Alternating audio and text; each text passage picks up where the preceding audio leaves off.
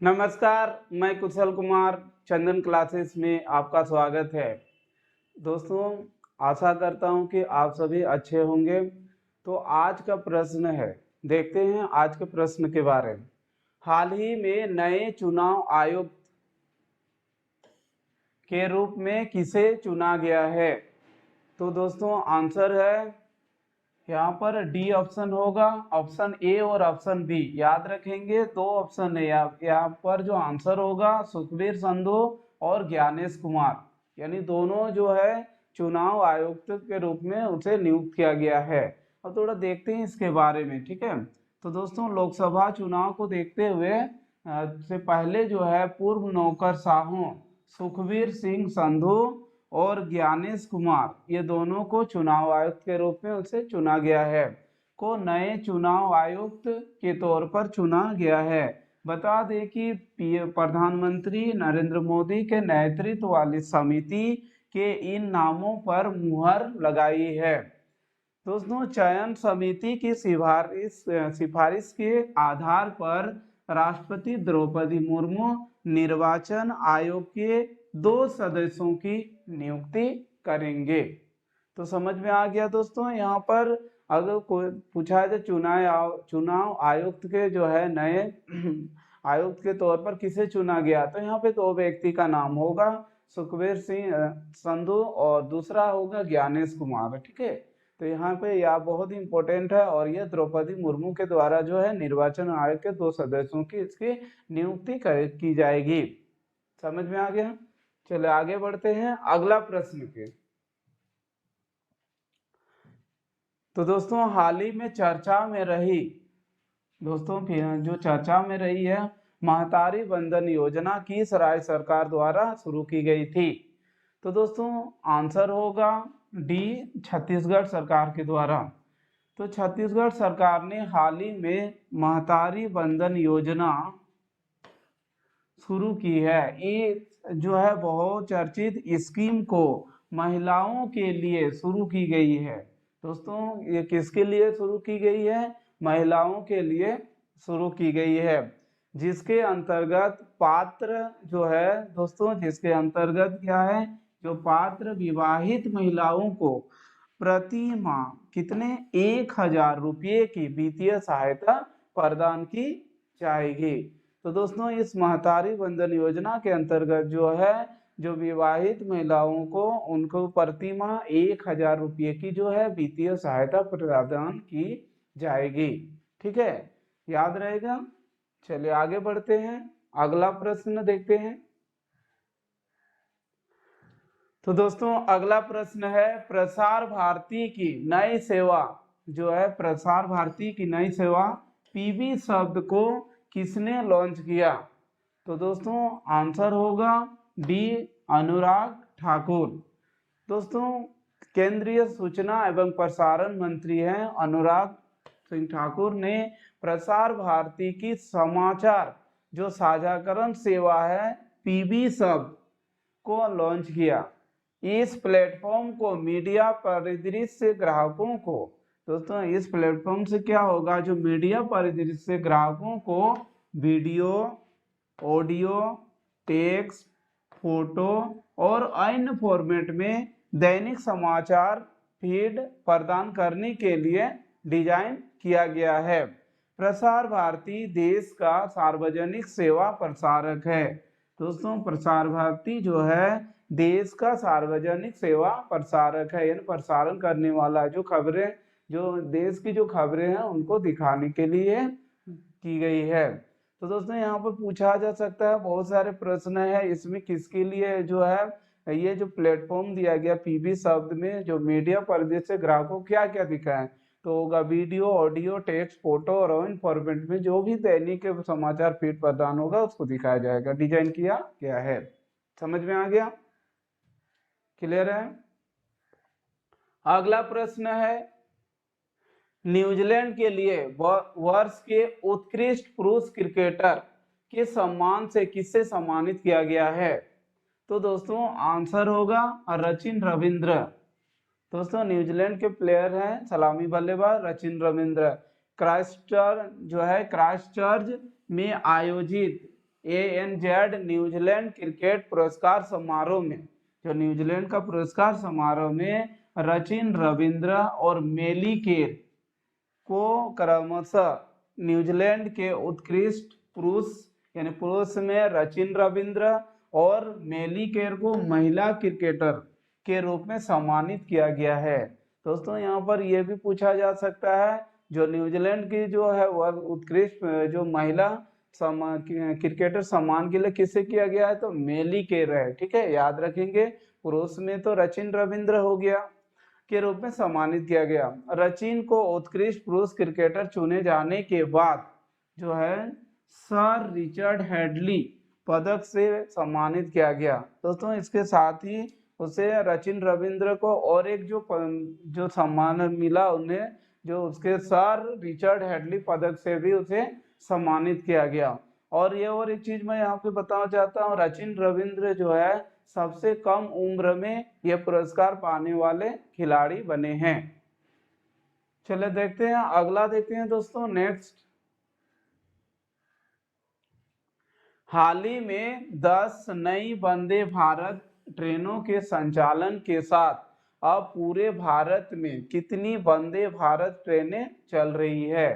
तो दोस्तों टोटल कितने जो है कुल कितने वंदे भारत अभी फिलहाल चल रही है? तो दोस्तों कितने हो गया? 102 हो गया है। ठीक है, याद रख लेंगे। हाल ही में अहमदाबाद में 10 नई वंदे भारत ट्रेनों को शामिल किए जाने के बाद अब भारत में कुल कितना 102 वंदे भारत ट्रेनें चल रही है, जो देश के 250 से अधिक जिलों को कवर कर रही है। दोस्तों इसमें जो है कितने जिलों को? 250 से अधिक जिलों को कवर कर रही है। वंदे भारत एक स्वदेशी रूप से डिजाइन, वंदे भारत किस प्रकार के ट्रेन है? एक स्वदेशी रूप से डिजाइन और निर्मित सेमी हाई स्पीड स्वचालित ट्रेन है। ठीक है, क्लियर है, समझ में आ गया। अगला देखते हैं दोस्तों नेक्स्ट। अगला प्रश्न है, वन नेशन वन इलेक्शन पर बनी सहमति ने अपनी रिपोर्ट सौंप दी। इस समिति के अध्यक्ष कौन है? तो दोस्तों इस अध्यक्ष कौन है? रामनाथ कोविंद। अब इसके बारे जानते हैं दोस्तों। वन नेशन वन इलेक्शन के लिए बनी समिति ने अपनी रिपोर्ट जो है राष्ट्रपति द्रौपदी मुर्मू को सौंप दी। ठीक है, इस समिति का जो गठन है पूर्व राष्ट्रपति रामनाथ कोविंद, दोस्तों ये रामनाथ कोविंद जो है वो पूर्व राष्ट्रपति रह चुके हैं की अध्यक्षता में किया गया था। कौन सा? वन नेशन वन इलेक्शन, इसकी जो सहमति बनी थी किसके द्वारा? राष्ट्रपति रामनाथ कोविंद के द्वारा। इस पैनल का गठन दोस्तों 2 सितंबर, यहाँ ये भी पूछा जा सकता है कब किया गया था? 2 सितंबर 2023 को किया गया था। पूर्व राष्ट्रपति कोविंद की अगुवाई में 8 मेंबर की, अब यहाँ पर यह भी पूछा जा सकता है इसमें कितने मेंबर के जो है कमेटी के सदस्य इसमें हस्तांतरित किए थे, हस्ताक्षर किए थे। तो 8 मेंबर की कमेटी ने यह रिपोर्ट तैयार की है। ठीक है, समझ में आ गया। तो दोस्तों यहाँ पर बहुत सारे प्रश्न पूछ सकते हैं। वन नेशन वन इलेक्शन पर जो बनी समिति वो किसके द्वारा यह जो गठित किया गया था? यानी पूर्व राष्ट्रपति रामनाथ कोविंद के द्वारा। यह कब किया गया था? 2 सितंबर 2023 को। फिर दोस्तों इसमें जो है कितने मेंबर की कमेटी ने यह रिपोर्ट तैयार की थी? तो 8 मेंबर की कमेटी ने, याद रख लेंगे। अगला प्रश्न है दोस्तों,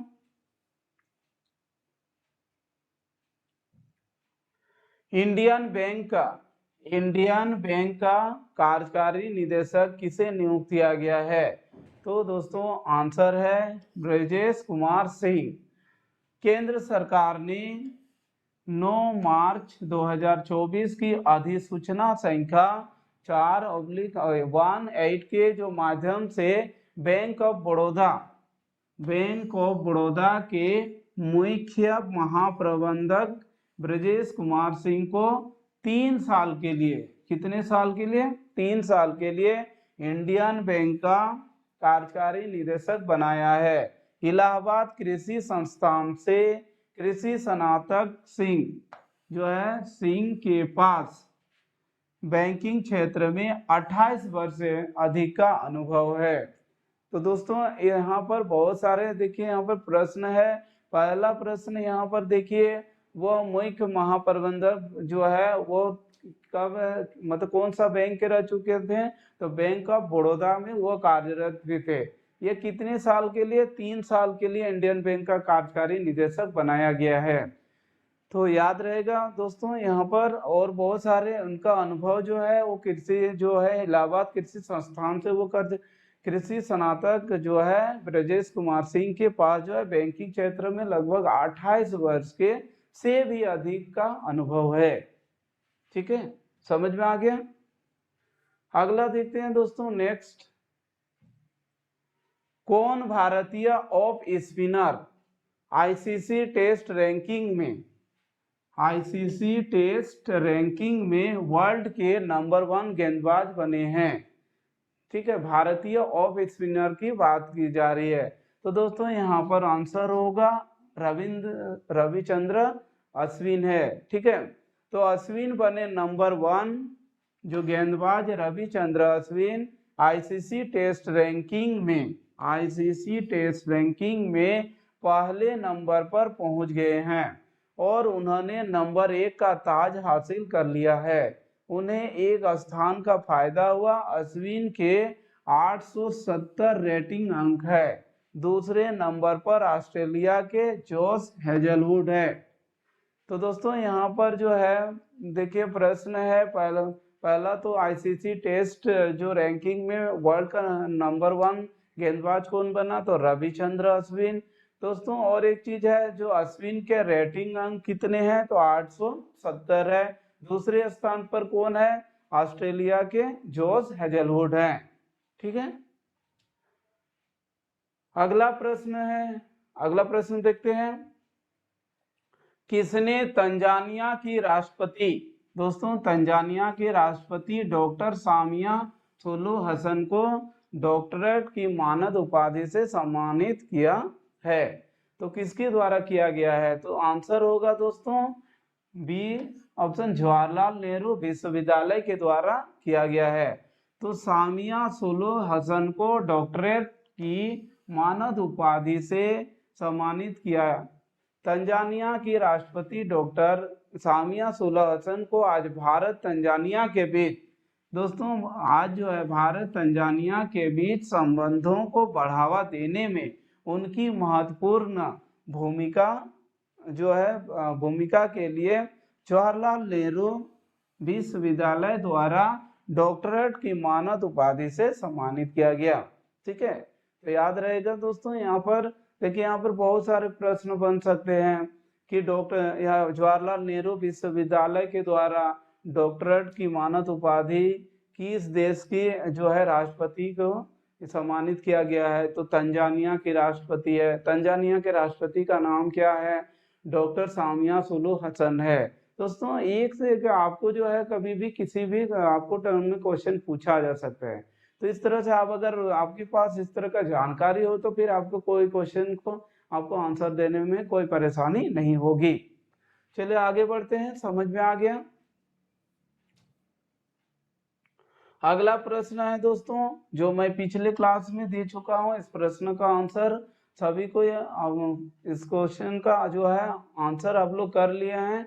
तो क्या आंसर सही है क्या गलत है मैं अभी बता रहा हूँ। ठीक है, असम के मुख्यमंत्री हेमंत बिस्वा शर्मा ने सोनितपुर में कितनी क्षमता की सौर परियोजनाओं का जो है उद्घाटन किया है, तो दोस्तों कितना है, 50 मेगावाट का है। ठीक है, असम के जो मुख्यमंत्री डॉक्टर हेमंत बिस्वा शर्मा ने सोनितपुर, जिला कौन सा है, असम का सोनितपुर है, जिले में 50 मेगावाट की सौर परियोजना के लिए भूमि पूजन समारोह किया है, यानी उसका सौर परियोजना का उद्घाटन किया है। देखिए दोस्तों यहाँ पर प्रश्न हो सकता है कि हाल ही में 50 मेगावाट की जो सौर परियोजनाओं के द्वारा किस राज्य के मुख्यमंत्री के द्वारा किया गया, तो कौन सा होगा, असम के मुख्यमंत्री हेमंत बिस्वा शर्मा के द्वारा। कितना मेगावाट है, 50 मेगावाट। अब दोस्तों और एक प्रश्न यहाँ पर आपको क्या है कि कंफ्यूजन डालने के लिए पूछ सकता है कि असम के कौन सा जिले में है, तो सोनितपुर याद रख लेंगे। ठीक है, समझ में आ गया। अगला देखेंगे दोस्तों, नेक्स्ट अगला प्रश्न है। तो दोस्तों इस प्रश्न का आंसर आप लोग इसका आंसर बताएंगे, इसका सही आंसर कमेंट बॉक्स में बताएंगे। क्या होगा इसका आंसर? उत्तर भारत का पहला सरकारी होम्योपैथिक कॉलेज कहाँ में स्थापित किया जाएगा? तो दोस्तों कहाँ होगा? ऑप्शन आपके 4 ऑप्शन दिए गए हैं। तो इस प्रश्न का आंसर आप बताएंगे कमेंट बॉक्स में कमेंट करके। मैं देखूंगा पहले के 5 जो है आंसर देने वाले कौन दे सकते हैं इस प्रश्न का आंसर। मैं अगले क्लास में कमेंट को मैं पढ़कर मैं बताऊंगा कि कौन पहले इस प्रश्न का आंसर दिए हैं। तो आशा करता हूं कि दोस्तों आज की जो जानकारी है आपको मिली और आप समझ भी गए होंगे। तो दोस्तों इसी प्रकार से अगर आप क्लास करना चाहते हैं तो हमारे ऐप से भी क्लास कर सकते हैं, जो डिस्क्रिप्शन बॉक्स में लिंक दिया गया है। क्लास करने के लिए धन्यवाद। आपका दिन शुभ हो। जय हिंद।